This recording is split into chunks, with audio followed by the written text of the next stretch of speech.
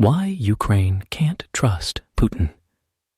Ukrainians have seen before what happens when they compromise with Russia. Ukraine's parliament will soon vote on much-needed conscription regulations, which would draft an extra 500,000 recruits into the army. The categories of eligible men will be expanded. The draft age will be lowered from 27 to 25, and any man caught attempting to evade it will face harsh sanctions or imprisonment.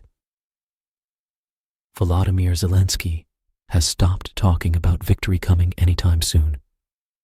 His New Year's message was grim. Everyone must either fight or help through work. Ukrainians are braced for another year of war.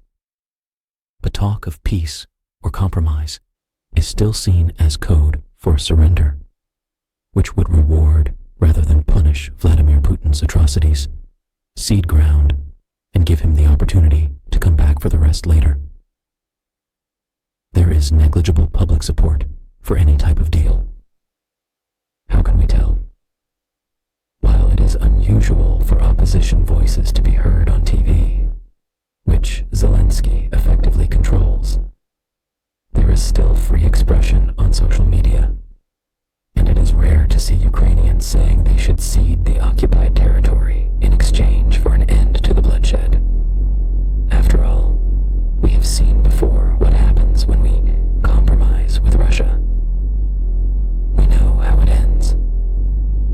In 2014, Ukraine was forced to agree to the peace of the Minsk ceasefire after Russian forces massacred hundreds of unarmed Ukrainian soldiers retreating from the encircled city of Ilovaisk.